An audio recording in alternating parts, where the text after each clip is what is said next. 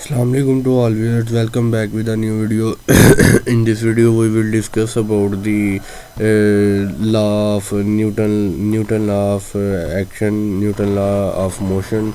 So let's start it. This is the basic introduction of the Newton law of motion. After that, here is the website where can we read out all the detail about Newton law of motion. So let's start it.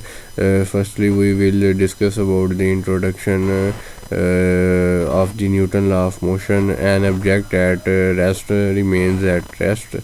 An object at rest remains at rest, and an object in motion remains in motion at constant speed and in straight line unless acted or by an unbalanced force.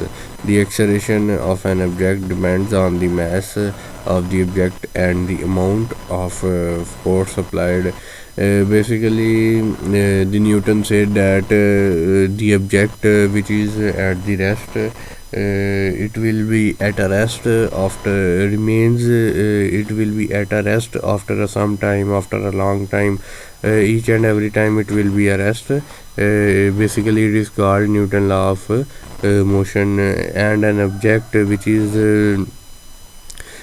in a motion remains in a motion at constant speed, at same speed, and in a straight line, straightforward line, unless acted on a unbalanced force. The acceleration of an object depends on the mass of the object and the amount of force applied. Now we discuss that on a website. Here we can see the Newton law of force. What are Newton law of motion? An object, the same detail which we will discuss on this micro word Microsoft. Here is the same detail. Now we can see here the invention of a Newton law of motion. Sir Isaac Newton worked in many areas of mathematics and physics. He developed the theories of gravitation in 1666 when he was only 23 years old. In 1686, he presented his three law of motion in the Principia Mathematics Philosophiae Naturalis.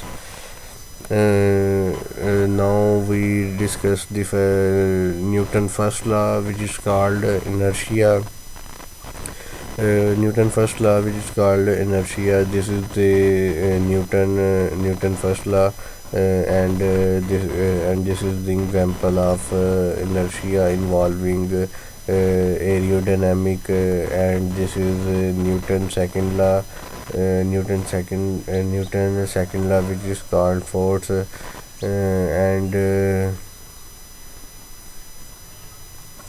and here is the Newton third law, action and reaction.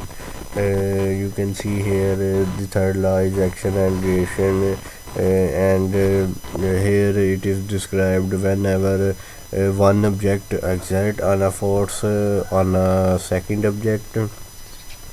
The second object exerts an equal and opposite force on the first. His third law basically simply states that the every action in a nature, there is an equal and opposite reaction. It must be have any reaction